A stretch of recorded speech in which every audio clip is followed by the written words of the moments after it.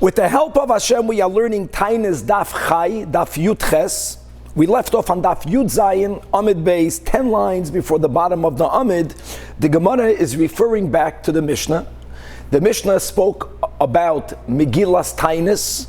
So in that Sefer, in that Megillah, that recorded all of the minor Yomim Tovim that took place during the times of the second Beis HaMikdash, and the Chachamim decided to make those days into minor Yomim Tovim, which means not only may you not fast on that day, may you one also not eulogize someone who passed away on that day, but the Mishnah then, let's go into that detail, differentiated between how is that Yom Tov recorded in Megillas Taanis. If the words that are used in this Megillah is Deloyle Mispat, one shall not even eulogize, which is emphasizing that that day was considered relatively a greater holiday from these minor holidays. So the Mishnah spoke a machlokes between the Tanach, and as we will discover today, the Tanach is Rabbi Meir versus Rabbi Yossi. Rabbi Meir holds, the Tanach holds, that when it says Deloyle Mispat, it means that not only may you not eulogize someone on that minor holiday, but lefanav, even the day prior, is also asr. On the other hand, the day post the minor holiday, la'achrav, there you are allowed to eulogize. Rabbi Yossi, which always is one notch more chamur means he's more stringent in what we may not do to hamper, to dampen the holiday. Rabbi Yossi holds that lefanav ula achrav asr. If the Mishnah says the word that is used in Megillas Taanis regarding the minor holiday is only the loyli his'anah, which means one may not fast, so that the Tanach again, which is Rab Meir holds lefanav ula achrav mutar, only on that day may one not fast, but a day prior and a day post one is allowed to fast. And Rabbi Yossi again is one notch more chamur. He holds lefanav asr. Day prior is also prohibited to fast, and la'achrav is going to be mutter. This detail is important to bear in mind to appreciate the beginning of today's sugya, because what we started yesterday was we learned two other minor holidays which were not actually one-day holidays. They were a bunch of days together that are a holiday. We learned about the Yom Tov that begins Rosh Chodesh Nisan and it goes till and including the 8th of Nisan. During those days we had a debate with the Tzedukim. They wanted to argue based on words in the Chumash that one should be allowed to bring the Korban Tamid from an individual. That means that one person should have the right to donate a Korban and the Kohanim can bring it on behalf of everyone, but they did not accept the emes, which is that all of the Karbanos Tzibur must come from communal funds. And when we won that debate, which took that 8-day period, they established these 8 days is a Yom Tov. The Braisa that we learned yesterday spoke about another group of days that are recorded in the Megillas Taanis as a minor holiday, but not day, but group of days, from the 8th, Nachamal, the 8th of Nisan, until the end of the Moyed, until the end of Yom Tov, which means until the end of the holiday of Pesach. During those many days, there was a debate. This debate is actually recorded in much detail, in great detail, in Menachas Samachei, where by Susim, part of the same group, by Susim, Tzedukim, these are names of two people, that they were the breakaway. They argued that when the Torah says that the Omer has to be brought Mimachras HaShabbos, it must be taken literally. Mimachras HaShabbos, Shabbos in the Torah means Shabbos. Mimachras HaShabbos, the day after Shabbos, means Sunday. So they argued, wrongfully, that the Omer is always brought only on Sunday. Now, of course, if Pesach is on Shabbos, the first day Pesach, then Taka Sunday. But no matter when the first day of Pesach is, they argued the Omer is going to be brought on the closest Sunday, and that's the meaning of a Machras HaShabbos, and that the reason why they were arguing that is because they came to a conclusion that God, from His compassion, wants us to have at least once a year a 2-day Yom Tov. Now we, Mechutz La'aretz, we're used to it. Many people sadly say, 2 days Yom Tov, 3 days Yom Tov. No, they were looking forward to it. 1 day Yom Tov is before you blink your eye, the Yom Tov is over. Whenever the Omer is brought, on that same weekday, Shavuos is going to fall out. And we debated with them, and when we won that debate, and again, why did we have to win the debate? Because sadly, during the times of the second Beis HaMikdash, there were Kohanim that were not honest whose group they belonged to. They claimed that they were faithful to the oral Torah. In their hearts, they were faithful to the Tzedukim, and they purposefully, they were like an agent, they were like a spy. They were working in the Beis HaMikdash, and they wanted to do what the Tzedukim held. So it's very advantageous when they also will subscribe to the truth. So we don't have to be concerned about that practice in the Beis HaMikdash. As we learned previously, remember that instead of pouring the waters, they didn't pour the water once. We didn't want to have people that are saying that they are frum when they're not frum. So these are days of holidays. Now, why are we bringing it down? The whole daf today, it's going to be ready as a hachana to the next chapter. The next chapter is Mamish Sipur Tzadikim. The next chapter is all of the stories that many of us grew up in is going to be written in the next chapter. We're going to have a lot of stories today, but in the context of these minor holidays, basically we're going to chazer the story that we had in Masechtas Rosh Hashanah, the Yom Tov of the 28th day of Adar. We're going to have the Yom Tov of Nikanor, not Nikanor, the one that we learned in Yuma, the miracle with the gates in the Beis HaMikdash. No, Nikanor was a Rasha, the one that we're going to learn about today, that he had a downfall. We're going to learn about another minor Yom Tov called Yom Turiyanus. We're going to learn a lot about the minor Yom Tovim, but the whole daf will have one theme. That all of these days, until when Batla Megillas Taanis, until the Churban Beis HaMikdash, again, not only was one not allowed to fast nor eulogize on that day, it affected prior and post, but we always have this machlokes. Rab Meir, which is the Tanach in the Mishnah, is more, says it only if it says L'Leila Mispat, don't even eulogize, L'fan of Mutar, L'fan of Asur, Ula'achar of Mutar. Rabbi Yossi takes it a notch up. If it says not to eulogize, not before nor after. If it only says not to fast, Rabbi Meir holds it doesn't affect anything. And Rabbi Yossi says it does affect the day prior. If you remember this detail, then we're going to go through the whole daf today, and we're going to try to figure out other statements, whether it's following Rabbi Yossi, whether it's following Rabbi Meir. We're going to find out who the halach is like. We're going to actually learn today that they found later in a Braisa a third Tana, which is the most lenient. Lenient means that he held that all of these minor holidays, Bechlal, never affected prior or post. Bechlal did not subscribe, not lefan of that day is a holiday, but prior or post, if you want, you can fast. If you want, you can eulogize, etc. Okay, so Chavra, 10 lines before the bottom of the Amid, we just reviewed the Braisa that spoke out the two Yomim Tovim from Rosh Chodesh Nisan until the 8th, including the 8th, right? The day that we fixed the Tamid, that it has to come from communal funds, simple. And then the other Yom Tiv, written in Megillas Taanis, that began on the 8th of Nisan.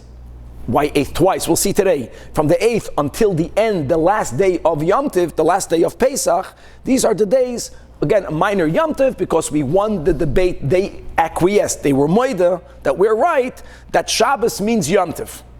B'machras HaShabbos in this context means the Omer is brought the day after Yom Tiv, the day after the first day of Yom Tiv. If I want to get a minor Shabbos, minor Yom Tiv, what happens other than not eulogizing and not? So David is asking what else happens halachically. I would say we don't say Tachnun.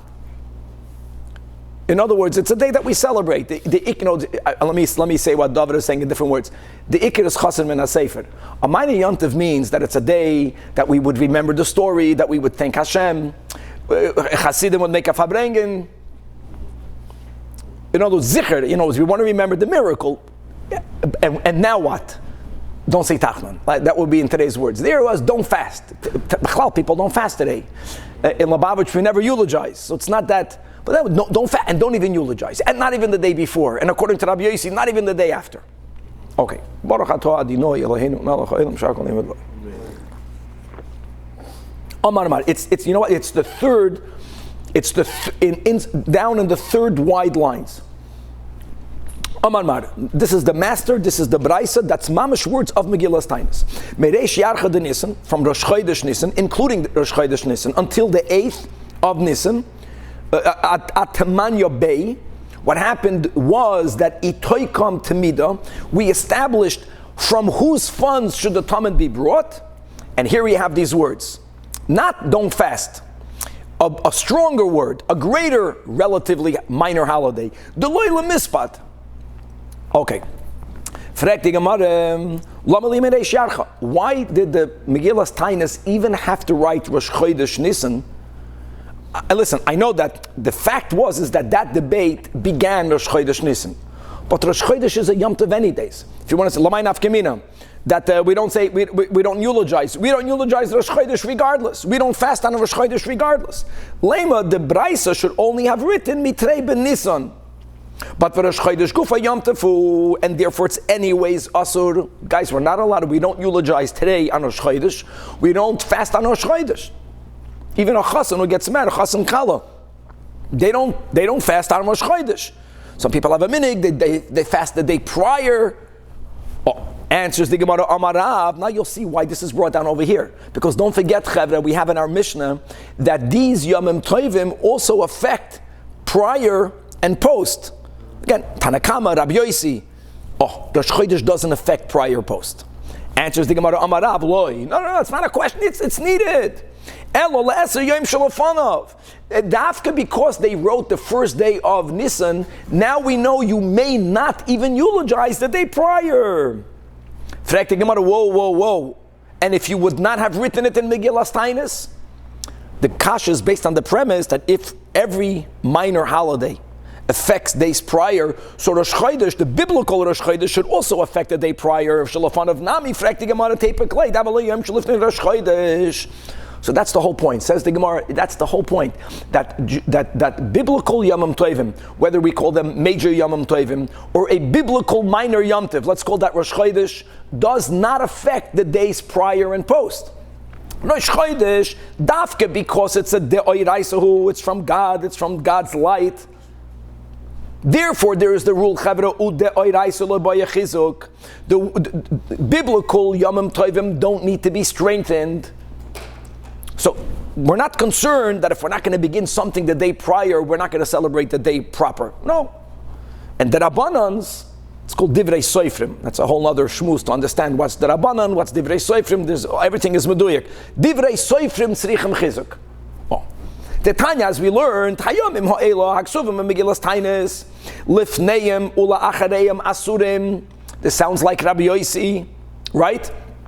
Shabbos is v'yomim toivim. Hein asurim.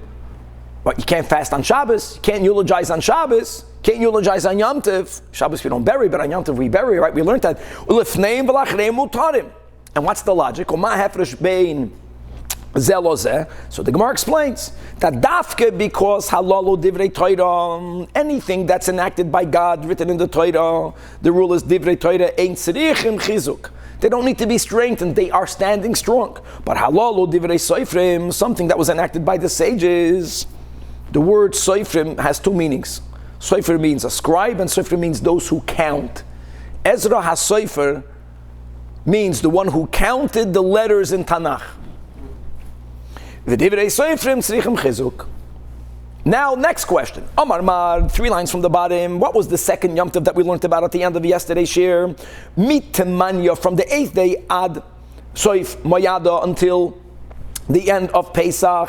Itoisav, we established Chagod de Shavu'aya, the weekday of the Yom Tov of Shavuos. In other words, they always wanted to have it on Sunday because of their erroneous pshat b'machras HaShabbos, and we won the debate, so they agreed that Shavuos will always be the 50th day from the Omer, and the Omer is brought the day after the first day of Pesach. Shabbos can mean Yom Tov. Parenthetically, our minig Chabad, when we make a Mishaberach on Yom Tov, we say Shabbos im Elizoik. And just to know what it means over there, Shabbos im Elizoik that we say doesn't mean it's Shabbos. First of all, here you see Yom Tov can also be called Shabbos. Shabbos means we rest from crying out. Because the rule, with exceptions, the rule is that on Shabbos and on Yom Tov, we don't ask Hashem for personal needs. That's why we don't have an 18 Amidah prayer. We take out all the middle ones. Now there are exceptions. Actually, next Pedic tomorrow, the next year, will begin of such calamities that we cry out on Shabbos. That's the anomaly. That's the chiddush. That's the exception. Anyways, back over here. Here again, not the loyla isana, the loyla mispat. What does it mean, the loyla mispat? Guys, remember, according to the Tanakh of Meir, it means lefanav asur, chevra, but la'achrav mutar. According to Rabbi Yosi, whenever it says in Megillas Taanis, the loy lemispad, lefanav ula achrav asur. Now, here again, Lomali Atzoif Moed, why did the Beraisa B'chlal have to write about celebrating, I get it, the 8th of Nisan, the 9th of Nisan, these are weekdays, so we made it into a Yom Tov, but from the 15th of Nisan until the end of Pesach, anyways, it's Yom Tov. Why the 8th of Nisan? That's when the debate began. What's that story? It was a back and forth, it wasn't a one-time thing. So when we won, many Yom Tovim are that way. When the Yom Tov was established, it was during the period of the miracle. Okay. Again, Lama Liatzoif Moyed. Lema the Braisa and Megillas Taanis only should have written Ad Hamoyed, the last line in Daf Yud Zayin Amud Beis, until Pesach. We know that the debate ended only at the end of Pesach. But anyways, it's a Yom Tov. Umoyed Gufa Nama Yom Tov Uva Aser. Now guys, you see, it's such a good, it's a setup. What are we trying to point out? The Loila Mispat, even Rab Meir holds, it goes Lefanov. So the answer we gave before, that the reason why they wrote Rosh Chodesh is to include the day before, doesn't clarify who's the author of this Braisa. Now here, the answer is going to have to go for the day after. The day after is only Rabbi Yossi. This is the way the Gemara is going to point out that the author of this Braisa has to be Rabbi Yossi, and we're going to come with a kasha with that. Oh, so the Gemara says, Amarav Papa, I know the answer. And in other words, just like we quoted from Rav, regarding the first Yom Tov from Rosh Chodesh until the 8th. What did Rav say? Why did they have to write Rosh Chodesh? Loi nitzrecha chevra daf yud ches, elo le'eser yoim shelafanov. That's why they wrote the date down, because it has a halachic consequence. Says Rav Papa, must be that why did the Megillas Taanis record the Yom Tov of Pesach? Loi nitzrecha elo. Second narrow line, le'eser yoim shela achrov. Says the Gemara, aha, that's the whole build-up. I got you. If the Braisa is writing a date to include the Yom Shela Achrav, that's already subject to the Machlokes in our Mishnah. The Tanakama, which we know is Rav Meir, as we'll see today, doesn't hold, even where it says don't eulogize, it doesn't affect the day after. So therefore it must mean Kiman Kirab Yoisi. The Amar, when it says the Loila Mispat, Bein Lefanov, Bein Le'achrav Asur, Bamba Kasha. Now we have a question. What's the question? Saying the 22nd of Nisan is not Doraisa? It's Doraisa because it's Shvi Shal Pesach. It is Doraisa, but Shvi Shal Pesach, since Divrei Torah don't need Chizuk, Isru Chag is a day which, according to our sugya, you can fast on it and you can eulogize.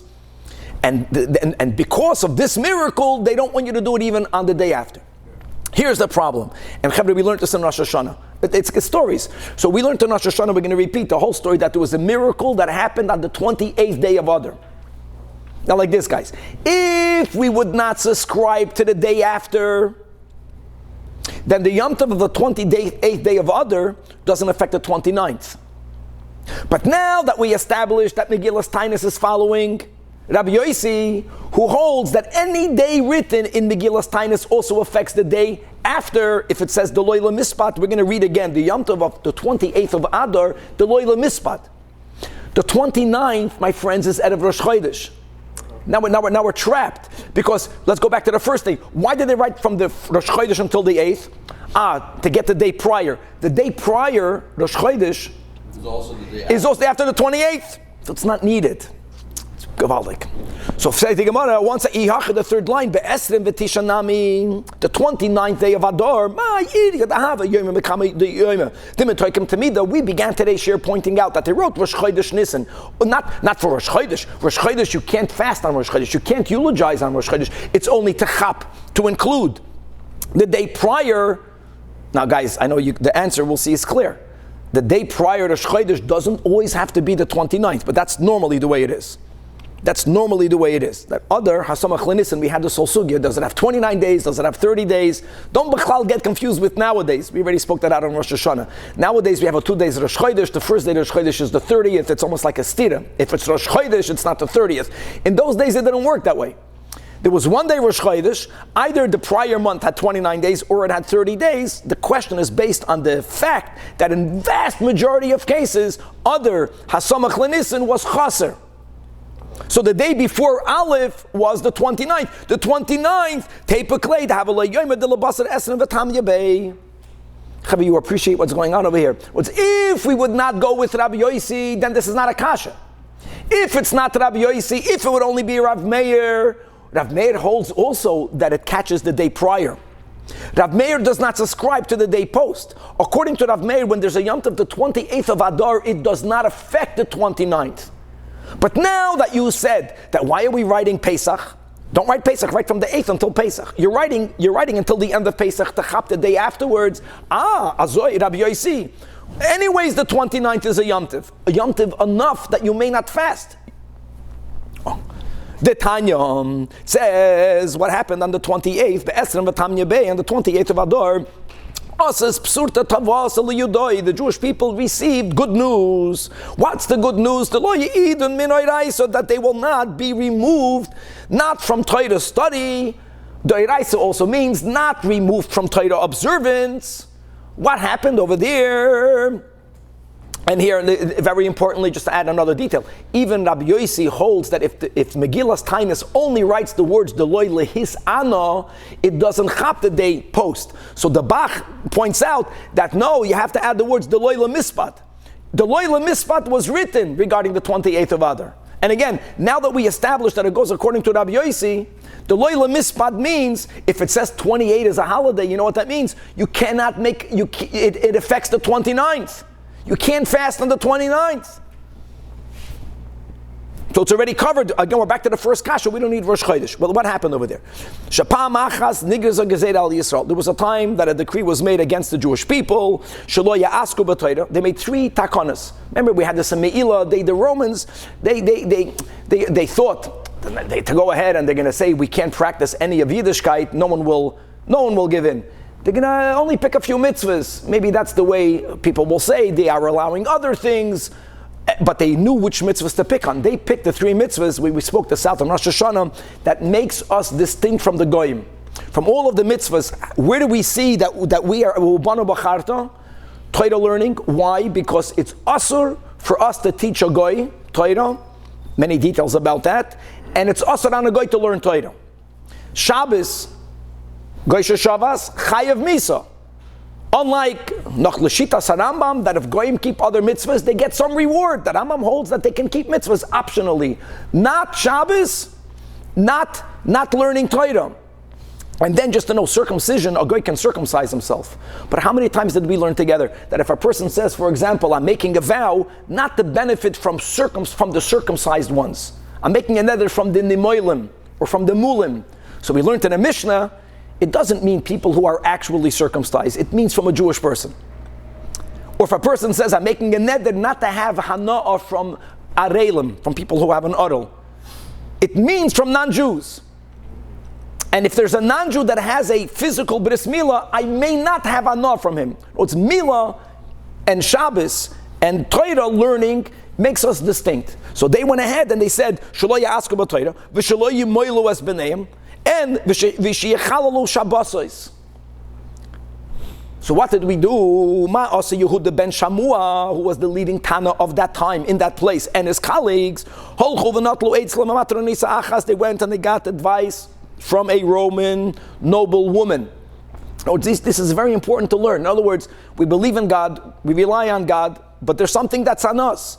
And you got to use seichel. So you have to understand the psychology of your enemy. So they got advice from her. She was someone who was familiar with the legislative branch, with the Congress members, with the Senate members of the Romans at the time. And Amro Lahem, and what she told them is that if the only way they will listen to you is that if you, how do they say here in America, no justice, no peace? Peaceful demonstrations, but make demonstrations at night. Disturb their sleep. So they should want to resolve this. So what did she say? Imdu, get up. The Havginu balayla, make a Havgana, make a protest at night. Peacefully, but the people on the other inside their homes won't sleep. Now, they Chachamim were Chachamim. They did a lot more than that. So first of all, they got from her the eitzah when to make the protest. Amru, I shamayim, like, oh heavens, are we not brothers? Now the Romans are the descendants of Esav. Now Torah learning, Yaakov was Ishtam. Esav was not an Ishtam, but at least you remember from Esav that the brother of Esav, we learned Torah. You can't tell us not to learn Torah. Loi b'nei av echad anachnu. Are we not the son of the same father? Who's the same father, Chevra? Yitzchak. What was unique about Yitzchak? Yitzchak was the first Yid that had a bris when he was 8 days old. We're not even evoking Avram Avinu because he had a bris when he was 99 years old. So do it for your Zaydim. Loi b'nei aim achas anachnu. Who's the aim of Esav and Yaakov? Rivka. What was unique about Rivka? Shabbos. We learn in Chumash, Vayinachem Yitzchak achrei imay, that all of the miracles that happened, which includes that the Neder Shabbos Kodesh, that Rivka imenu lit, miraculously, like by Chanukah, they remained alight the whole week. So interestingly, we evoked, we're family. You're familiar with these mitzvahs. Ma nishtanenu. Why are you singling us out from all other nations and languages? Mikan stam. There are some nations that did not develop their own language. And they're almost, sometimes Chazal say, if a nation does not have their own alphabet and their own language, it's not even a nation. It's an important thing for a nation not only to have its own sprach, but even to have different oisias. So why are you singling us out? Sha'atem goizrim only on the Jewish people gezeiros rois. The Rome then they were the superpower. They didn't do this against other religions, and we succeeded. Ubitlum. Now, when did we hear the Psura Toiva? On the 28th of Adar, and va'oisa hayoim asur yomtiv. So that's the kasha. It's gavaldik. Beautiful question. So the Gemara gives two answers, great answers. Answer number one, Amar Abaye, loy, nisracha elolochai deshmubar. You're right that in the vast majority of times, Adar only has 29 days. Chevra, nowadays, Adar only has 29 days. Rosh Chodesh Nishan is a 1 day of Rosh Chodesh. But in those days, it could be that Adar is going to have 30 days. Rosh Chodesh is Aleph. The 30th day then was not Rosh Chodesh. So if Megillas Taanis only would have written from Rosh Chodesh until the 8th, if Megillas Taanis would not have written Rosh Chodesh, in a 30-day month, yes, day 29, L'Rabbi Yossi, is asur, to fast. But not day 30. It says Rosh Chodesh to also prohibit 30. Pashat. Answer. Repeat the kasha. I lost it with all of the ma'aseh. Yo, l'chaim. Rav Meir, Rabbi Yossi. Rav Meir holds, I guess, the loyli his ano, according to Rav Meir, doesn't answer not lefanav, not la'achrav. Rabbi Yossi takes it a notch up.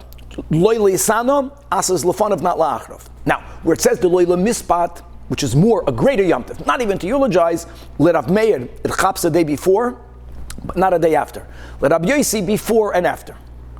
So first the Gemara proved that this Megillas Taanis follows Rabbi Yossi, before and after. Now we have a problem. Why does it have to record that the yomtiv of establishing the tamid from communal funds is Rosh Chodesh ad the 8th? Why does it have to write Rosh Chodesh? Rosh Chodesh is a yomtiv d'oraisa. The answer is taka, but since it also chaps the day before, so to include the yomtiv the day before, it writes Rosh Chodesh. Problem is that it says 28th. The 20th of Adar is a yomtiv, and according to Rabbi Yossi, the 28th chaps the day after. The day after is the 29th. The day 29th is taka the day before Rosh Chodesh. Nowadays. So the Gemara Abaye says, not always. The 28th would grab with it the 29th. If not for us also writing Rosh Chodesh Nisan, then the 30th would be a day in which people will be allowed to fast. But until Megillas Taanis was bottled, the 30th is a day in which you are not allowed to fast. Answer number two, Rav Ashi Amar. If you're not going to be able to know that it's Mu'ubar until it's the 30th day. So when the day 29 comes, you're going to think it's Erev Rosh Chodesh. And you're not going to know that it wasn't Erev Rosh Chodesh until it's already Erev Rosh Chodesh. So Shukri is asking a great question, that since before the morning came, people needed to presume that it might be Rosh Chodesh. So anyways, they were not allowed to fast. Anyways, they would not fast. So let me just go back to one of the things that we learned in the sugya of Taina Sha'is, and even Abchizda. Remember, even Abchizda, who limits Taina Sha'is, what was his example? There are times that people, they just don't eat in the morning. Not because they wanted to fast. They woke up, they were busy. Then at Chaps midday, and they say, you know what, I already fasted half a day, and I owe God a couple of fast days, let me make it into a fast. Couldn't they do that? And by midday, they would already know by midday, would they already know for sure that they will not become Rosh Chodesh? It could be they will know. Because we also learned in Rosh Hashanah that it's not only about the seeing of the new moon, that if there was reasons, communal reasons, like if the roads were broken and they wanted to give another day to fix the roads, they were allowed not to accept the Eidim. So if someone is witnessing in the Beis Din that no matter all the witnesses saw the new moon and they're making the witnesses, they're asking and asking until they get confused. So I as an observer will know they're not making today Rosh Chodesh. And I fasted anyways, let me make a tiny choice. That will be an answer. Okay, but good question. Rav Ashi Yomar. Even normally, other normally is chaser. Still, here we're learning a nuance that we did not have until now. Even according to Rabbi Yossi, Chevra Halt Kop, what does Rabbi Yossi say? That where it says the loyla mispad, lefanav ula achrav asur, what is asur? You know what's asur? Kol shela achrav, only betainis asur. But behesped mutar. We keep on saying it chaps the day before and day after. For what? So even according to Rabbi Yossi, that a holiday also takes within it, for a holiday, the day after, it only prohibits fasting. But you could eulogize. So if someone passed away on the 29th, or they're being buried on the 29th, if we would only have a record of the 28th day of Adar as a minor holiday, I would know you can't fast, let Rabbi Yossi, but you can eulogize. Even according to Rabbi Yossi, the Isra is only on fasting. But if there is a day that's in between two minor holidays, because the 29th is in between two holidays, it's in between the 28th, and it's in between Rosh Chodesh Adar, not Rosh Chodesh Nisan, not because of Rosh Chodesh, because Rosh Chodesh was the miracle of the Talmud. Then you can't even eulogize. V'zeh hoy l'mutal bein shnei yamim toivim. Asouhu ki yom tov atzmai, that you can't even eulogize. We have to move. Amar Mar, we learned above again. The first holiday that we learned on Daf Yud Zayin Amud Beis was Mitamanya Beva Ad Soif Mo'ado Itoisav Chaga. They established the Yom Tov. I'm sorry, from the 8th, the second holiday. From the 8th until the end of Pesach, we established the holiday of Shavuos. Established meaning we determined that it's not always going to be on a Sunday. And therefore, the Loi Lemispad. Now we have the final question. The 8th. Isn't the 8th already part of the first? Rosh Chodesh until the 8th. Hello? So why do you have to record the 8th? Right from the 9th day. Because the 8th day was already included in the first holiday of the Talmud. V'tamanya gufa aser da'havale yoyme toikem beit tamida. Simple. Simple answer, Chevra. Simple answer is like this, is that during the times of the second Beis HaMikdash, these minor holidays, don't think that once they were fixed, they stood. If something happened after the Yom Tov, something the opposite of good, from our perspective, they were mevatel it. And I'll tell you more than that. Since it wasn't a one-day holiday, it was like here an 8-day holiday. If they would have written from the 1st until the 7th without writing the 8th, it would have been a 7-day holiday. If anything would have happened on any one of those 7 days, which would have been a calamity, they would be mevatel that entire holiday. So they wanted to write Rosh Chodesh to the 8th, va'ad b'chlal. They wanted to write from the 8th until the end of Pesach. So if something were to happen in the first Yom Tov of 8 days, and they would have nullified that, which could have happened, at least they wanted for the 8th to remain a holiday. Because the 8th is also connected to the next group of days. If something would have happened, something what we would have perceived as bad, and we would have nullified the 7 days. We're writing 7 days because the question was, it should have said from the 1st until the 7th. So he's saying, if it would have said that, we would have written from the 1st until the 7th. But tamanya gufei asur, we want for the 8th day to remain a Yom Tov. So if something would have happened, we only will have notified 7. We cannot nullify the 8th, because 8th is also part of another Yom Tov. Because it's considered the first day connected to the holiday, which is when we established the holiday of Shavuos. Now says the Gemara, now I have another answer. Hashda da asas lahachi. that all of these days written in Megillas Taanis, we knew it might be nullified. What was the kasha we had before? If it already said the 28th of Adar, why do you have to write Rosh Chodesh Nisan? That's another answer now. I know the 29th is the day after the 28th, but they were never certain if the 28th day would stay forever. So that's why they wanted to write Rosh Chodesh. Kivan the Ilo Mikla Milsa, if something would have happened on the 28th. Ubatline le'esrem v'tamanya. So therefore, esrem v'tisha gufei, they wanted that to always remain a day in which it's usher to fast. You know why? Because it's the day before the first day of Nisan. Very good. So now coming back, we have this machlekes in the Mishnah between Rameir and Rabbi Yossi, like we pointed out a few times already. Rabbi Yossi is one notch more chamud. More chamud means in a happy way. He extends the Yom Tov more. Who do we paskin like? So Itmar, Rab Chia bar Asi Omar Rav, halacha ke Rabbi Yossi, greater celebration. Shmuel says halacha ke Rab Meir. What's halacha ke Rab Meir? The loy lihis ana, bein lefanav, bein la'achrav mutar. The loy lemispat, lefanav asur, ula'achrav asur. So Shmuel is like Rav Meir. The Gemara says, how can you say that? Umi Omar Shmuel hachi, ve'ha tanya. Rashbag Oimer Rabban Shimon ben Gamliel says, if you would look in Daf Yud Zayin Amud Beis by the two dots in the end of the narrow lines, the Brisa writes that twice, not once, the loy lihis ana behoin, the loy lemispat behoin. By us, it's mamish in the beginning, in the first wide line. The Megillas Taanis writes the words in them twice. It's not necessary. It's coming to say only in them, but not on something else. There's some type of exclusive word. Says Rashbag loimer lach, that only those days are minor holidays. Shehein asurim lifneim ulachreim mutarim. Rashbag is even more lenient than Rabbi Meir. Rashbag holds that none of the days in Megillas Taanis has any effect on prior nor post. And Shmuel says, halacha ke Rabbi Shimon ben Gamliel. So how can you tell me that he paskins like Rav Meir? And the Gemara gives a very important answer. Shmuel had a tradition that we're going to be very lenient in Megillas Taanis. Lenient means that it doesn't affect, but Shmuel is an Amoira.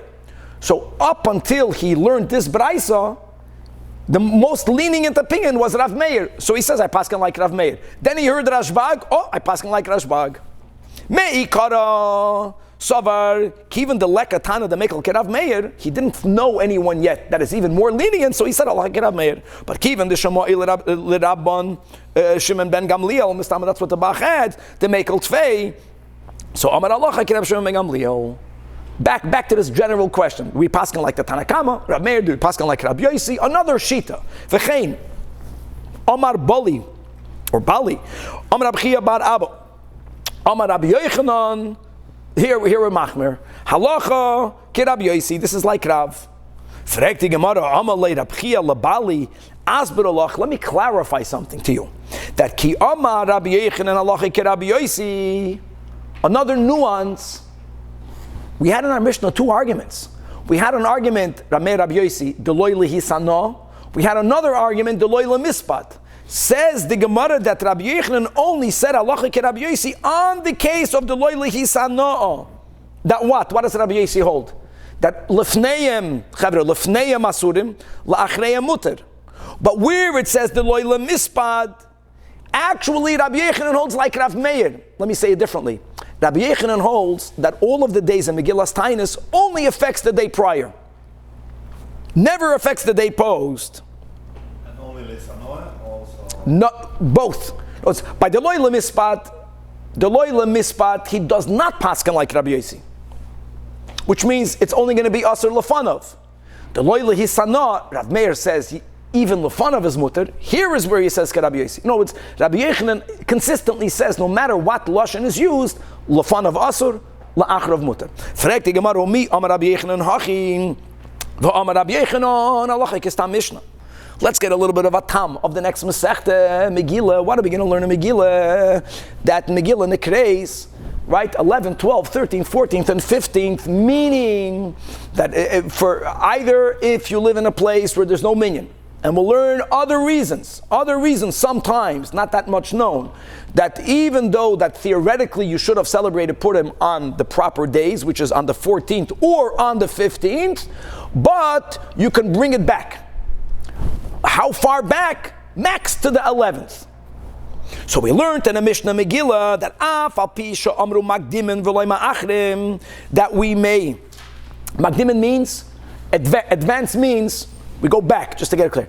Ma'achrim v'loy ma'achrim, daf yud ches amud beis, this is all the Mishnah Megillah. What's going to happen, my friends, that if I really should have celebrated Purim on a certain day, which is either the 14th or the 15th, we're going to clarify. And for a halachically valid reason, I read it earlier. What's the status of that day? Am I allowed to fast on that day? You can say, no, you read the Megillah. Or you can say, no, you read the Megillah because you had a heter to read the Megillah early, but it's not the Yom Tiv. So the Mishnah says, you still are allowed to make a hesped and to fast on the day in which you read the Megillah. Now, what's the case? Let's work this out. We'll see how all this is a Stam Mishnah. Okay. Stam Mishnah, Rabbi Yechanan says, we pass on like a Stam Mishnah, we're going to try to prove that this is not like Rabbi Yossi. How? The Amos, exactly what is the case? If it's speaking about people that theoretically should have read the Megillah, should have celebrated Purim, including reading the Megillah on the 15th, and they moved it back. You can always move it, you can only move it back. You don't move it forwards. Guys, one thing is clear. The people today in Yerushalayim and HaKodesh, even though they celebrate Purim on the 15th, forget about reading the Megillah. They may never fast or eulogize on the 14th. In other words, there is a little bit of a Yom Tiv for these and those. 14th and 15th are Yom Tovim regarding no one is allowed to make a hesped, even if you're not reading the Megillah. Umi Shari, can someone who should have celebrated everything on the 15th, forget about them moving it back. They may never eulogize or fast on the 14th. For Ksiv, it says, when Megillas Taanis, it says in Megillas Taanis, that the 14th day and the 15th day is Yom Puraya Inun. It's days of Purim, the Loila Mispat Bahoin. Let me ask you a question. Megillah is part of Scripture. The Chuvah said Divrei Kabbalah is Nach and Megillah and Esther. Why did they have to put in Megillas Taanis Purim? They didn't put their Pesach because it's part of Tanach. And the answer is, that's the answer. That if without Megillas Taanis you would have thought that someone who's celebrating Purim on the 14th maybe can fast on the 15th. Someone who's celebrating on the 15th can fast on the 14th. They want to say this point even without reading it. V'amar Rava, that why is it written in Megillas Taanis? It's needed elo le'eser es shel zeh bozeh ve'eshel zeh bozeh.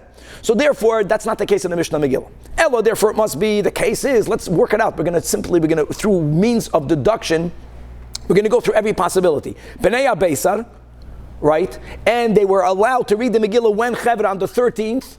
On the 13th, v'karolei betleisar. And what is the Mishnah saying? That yes, that they can fast on the 13th. Can be. Because we're going to introduce in a moment, there was a Yom Tiv called Yom Nikneru. We're going to see soon what was that Yom Tiv. It's not the Nikner from Yuma. Nikner here was a Rasha. And he had a downfall and we make a celebration. So the 13th is anyways a Yom Tiv. Let's go backwards. So okay, Bnei at Beisar, you normally would have read the Megillah on the 14th, but it was the scenario where you ended up reading it the Monday or Thursday prior was on the 12th. No, 12th is another holiday called Yom Turu Yanusu. We're going to learn today, God willing, what that Yom Tov is. And therefore, Yom Turu Yanus does not allow for you to fast. What's the case in the Mishnah? Elolav, the only case left is the Karolei Bechadesar. You read the Megillah on the 11th. And that is what the Mishnah is writing. Mutar behesperu b'tainis. Now let me ask you a question. According to Rav Meir, it never chaps lefanav nor la'achrav. Good. But according to Rabbi Yossi, it chaps lefanav. And we said, even with the emendation, always chaps lefanav. Lefanav is the day prior to Yom Turanius. And you are allowed to fast. And that's a Stam Mishnah. So this Stam Mishnah is like Rav Meir, that the days that are written in Megillas Taanis doesn't affect, not even the days prior. So, and Rabbi Yechanan should have followed his rule, halachik is Stam Mishnah. Simple. So the Gemara says, no, it's not a kasha, because I'll tell you, Bnei Arba Asr, The case, let's go back. The case was that you live in a city that normally you should have read the Megillah on the 14th, which is normally the case. The villages are normally people that should have read it on the 14th, but they were allowed to be anticipated. When did they anticipate it to the 12th? Guys, what did we say? What is the 12th? Not day prior post. The day 12 is a Yom Tiv in Megillas Taanis, Yom Turiyanus. So I want you to know, like we learned today on Amud Aleph, don't think that all of the days in Megillas Taanis stood even before we nullified Megillas Taanis. That was the Machlokes by the Churban Abayis. Some days were taken out. The answer is Yom Turiyanus Gufei Batule Batlu. Now, hold on. What's the kasha? Say it by heart. What was the other Yom Tov we just learned now? Yom Nikanor. In other words, Yom Nikanor is on the 13th. Again, the day prior. And once again, and why did we nullify the Yom Tov that used to be on the 12th? Hoyel v'nehergu boy Shmaya v'Achia Echav, the brothers Shmaya and Achia were killed. Rashi writes over here, I don't know what this story is. Let's go on slate. So it's good to remember. No. Kiham. And I'll prove it to you. Kiham, the Rav Nachman, once he made a Gazar Tanisa B'Treisar. He made a fast on the 12th day. What's the 12th day, Chavra? Again, what used to be Yom Turiyanus, Amrulei Rabbanan, so the people told him that the Yom Turiyanusu, how can you do that? And he responded, now when did Rav Nachman Yitz live? Rav Nachman lived, Chavra, after the Churban. So if you remember, not everyone said that Batal Megillas Taanis. The people who challenged him did not accept that when the Churban Habayis happened, Batal Megillas Taanis, so you have to keep it. So he told them, no, Yom Turiyanus Gufei Batuli Batlu. Why? Because of this event. But the Gemara is not happy. Even if the case in the Mishnah Megillah is that they read a tak on the that they read the Megillah on the 12th, and the Chiddush is, even though you read the Megillah, but since Purim is on the 14th, you can fast. How can you fast? It's the day prior to Yom Niknat. And if we would paskin like Rabbi Yossi, the day prior is also Asr, not Behesped, we learned now, but Asr B'Tainis. V'tei proklei, Davala Yom Shalifnei, Nikanor. Answers the Gemara, Omar Ravashi, Hashta Ihi Gufei Batluhu. Once they annulled the Yom Tiv, the minor Yom Tiv of Yom Turiyanus.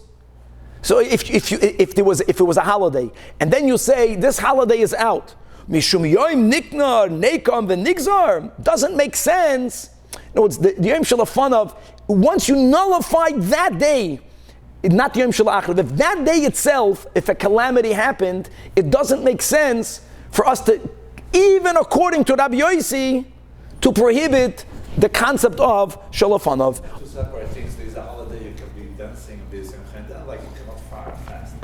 So Rab Shlomo is making very good points, but let's go weiter and let's learn the two stories. So what happened? My Nikanor, my Turiyanus, the Tanya. And all this is written in Megillas Taanis.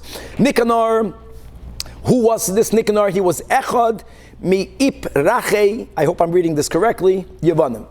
He was, they had these names every time you read. A governor, a policeman, an officer. He was some Kanaker by these Greeks. And he was a big Russia. And Hoya, Kama, Ubachol Yom V'Yoim, Hoya Mein of Yodei Yehuda Val Yerushalayim. He used to lift up his hands towards Yehuda and Yerushalayim. And V'Oimer, and he would say, Mamash like Goliath, Emosai Tipul Biyadi, when will this city fall in my hands? Ve'er Misena, and I will trample on it. Which is a lashon with feet.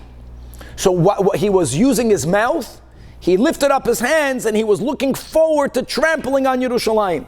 So U'Shagavra Malchus Beis Chashmonoi and V'Nitzchum, we came to him. And one thing is not written here, I don't know why, we cut off his head. Not only did we cut off his head, that's not written, but also we cut off the thumbs of his hand and the big toes of his feet. And we hung all of the head, with the thumbs, and with the big toes on the gates of Yerushalayim. And we then said that the mouth shahayim medaber begaiva. Verstehst? That's why I'm adding, because the mouth doesn't say anything about the mouth, because they cut off his head. V'yodayim shahayim anifes al Yerushalayim, and the hands that he used to lift up against Yerushalayim. Again, I don't know why that's not written. And he was using the words that I will trample on Yerushalayim with my feet. Te'asa bohem nekama. And they made a minor Yom Tov called Yom Nikanor, which was on the 13th of Adar. My Turiyanus, says the Gemara Amru, that Keshabikesh Turiyanus was a shtickle king or a big governor, and he wanted to kill Luliyanus and Papus brothers in the city of Lutkia. Here, Rashi reminds us what happened. What happened over here? Whenever Chazal speak about Harugei Lud, and Chazal say that Harugei Lud have the highest place in Gan Eden, no one is able to reach their level. I'm reading inside the Rashi, V'yesh Oimrim, 15 lines before the bottom of the Amar in Rashi. This is what happened. That Al Bitoy Shel Melech, there was a princess. Shenimtzeis Haruga, that they found her murdered. And tragically, as it happened too often, that the Jews were blamed. But which Jews? All of the Jews of that region. V'amru haYehudim hargua. So what happened? V'gazru gezeira al sheneim shel Yisrael. So this Russia made a gezeira that what? I'm going to kill all of the Jews of this region. So what happened? Amdu Elu. Who's Elu? These two Yidden, Luliyanus and Papus, they were tzaddikim. Rashi writes they were tzaddikim gemurim. The reason why Rashi writes this is because they did not say so themselves. But they were tzaddikim gemurim. Upadu es Yisrael. They redeemed all of us. They saved all of us. How did they do that? Amru, they said, we killed her. Anu hargenua. And the king accepted their confession. And v'harag hamelach le'elu bilvad. And what did they do? In other words, they were makriv their lives to save the community. Now, why is that a Yom Tov? Let's go see what happened. Let's go back in the Gemara. And all of that happened in the place called Lutkia. Lud. Okay. Amr lahem. Now, so they confessed to the crime that they never did. But before they were killed, Amar lahem, this Turiyanus told them, Im ma'amoy shel Chananya mishol v'Azariah atem. If you are indeed the descendants of Chananya, Mishol, and Azariah, then Yavoy Elokeichem v'Yatzel Etzchem Yadi. Then let the Jewish God go and save you from my hands. He was mocking us. Kederech shehitzel es Chananya, Mishol, v'Azariah, from the hands of Nebuchadnezzar. So Amru Loi, so these two Yidden that died al Kiddush Hashem told him, they passed away, that Chananya, Mishol, v'Azariah, since they were tzaddikim gemurim hayu, that's what they said. No, we're not. Since they were tzaddikim gemurim, number one, v'ru'uyin, hoyu, le'asois, lahem neis, they merited that miracle. Number two, Nebuchadnezzar, melech hagayin hoya. We're not saying that he wasn't to Russia, but he was the legitimate king. And therefore, v'ra'ui le'asois, neis al yadai. Imagine. In other words, Nebuchadnezzar also had the schus that through him trying to kill them, he brought about the miracle. He deserves that credit, at least because he was a melech hagain. And however, v'oisa Rasha, they had guts, they had courage. Meaning you Turiyanus. First of all, you're a hediot. They told him that you were not duly elected. However, they told him they told him that your rulership is not legitimate. And the einoi ro le'osais neis al yadai. Number two, v'anu nischayavnu. What's the abach hariga lamakim? They told him that we are not righteous. That's why Rashi writes that no, they were righteous. They just said that there should not be a chilul Hashem if a miracle doesn't happen. Anu v'nischayavnu hariga lamakim v'im, and then no, what they told him is that once a Jew is chayiv misa by the rules of God, they're going to die anyways. We're going to get killed anyways. If you won't succeed in killing us, there are many messengers that God has. There are many bears, there are many lions. So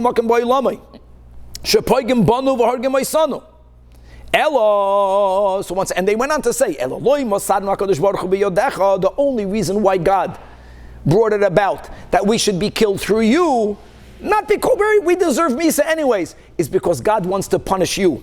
So God wants to add to your culpability, which is a paradox. Because if they deserve death, which they didn't, but in such a scenario, We don't say, that's the whole point that Rambam makes, that since the Yidden had to go into Golus, so the Egyptians are off the hook.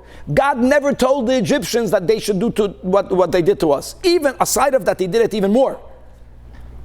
The whole idea of Ashgacha Pratis and Bechira Chavshis, that's here in the Gemara. It's a paradox. And you're going to get punished. They gave him that, the Afal Pikain. After he allowed them to give this talk, Hargon Miyad, he immediately killed them. So 1 second, so why is that a minor holiday? First of all, just to know, the fact that they only killed these two and everyone else was saved, that's their credit, but that's not why they made it into a minor holiday. They made it into a minor holiday because Amru, that Loizazu Misham, while this was happening, when everyone was gathered and everyone witnessed these two Yidden get killed, Al Kiddush Hashem, Shabo di Yuflei Meroimi, officers came from Rome, Upatsu esmoichei begizren, and this Russia Turianos Taka was a hedyot, and he did something illegal, and they came and they split his head open with clubs right then and there.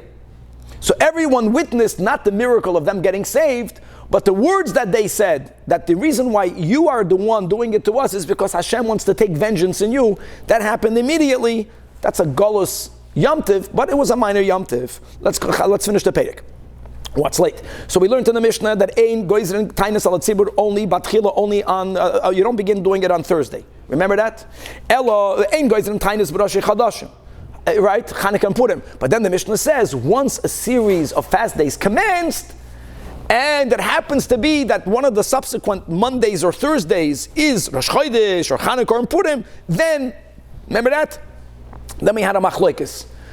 Whether you fast the whole day, but it's different. First of all, what does commencing mean? Machlokes. When do we say it already commenced and now Rosh Chodesh doesn't exempt you from the fast? Machlokes. Rav Acha says once you already went through 3 fast days, which is Bahab, Rav Asi Yama, no, even if one of them. Says the Gemara, Rav Yehuda Oimer. So the Tanach says that once you began the fast, you fast the whole day. Hold on. Rabban Gamliel says, the end of the Mishnah. Rabban Gamliel says, no, you don't fast the whole day. You fast, but Vinochvi, it's Rosh Chodesh. You break your fast. We learned that Rashi in the Mishnah before Shkia. You don't finish the fast. What's the halacha? Rav Yehuda Amarav. Zu divrei Rav Meir she'amar mishum Rabban Gamliel. That you don't finish the fast. Taka, you fast almost, not that you break your fast in the morning. That's what the Rashi we learned in the Mishnah. But you know, before Shkia, you break your fast. Aval chachamim oimrim, you do finish your fast. Misane umashlim. Misane umashlim. Look inside the last Tosfos in the Perek. Perish. Hod de kopasak halacha misane umashlim. Only on Rosh Chodesh. Can't be Chanukah and Purim. The Chanukah Purim ain't Yachal Lisanis. You can't say that the Chachamim say you fast ever on Chanukah and Purim. Back in the Gemara. Darash Mazutra Mishmei de Rafuna Halache Misane Umashlim. Misane Umashlim. Not like Rabban Gamliel. I just want to, first of all, Hadan and Allah, God willing, we're going to come back to the Seder Taanis Ketzad. Like we mentioned today already, that the third Perek will begin to contrast. Unlike fast days related to drought, where there is a gradual progression of the severity of the fast days. Remember the Yechidim, then you have the first 3, and then the middle 3, and then the final 7.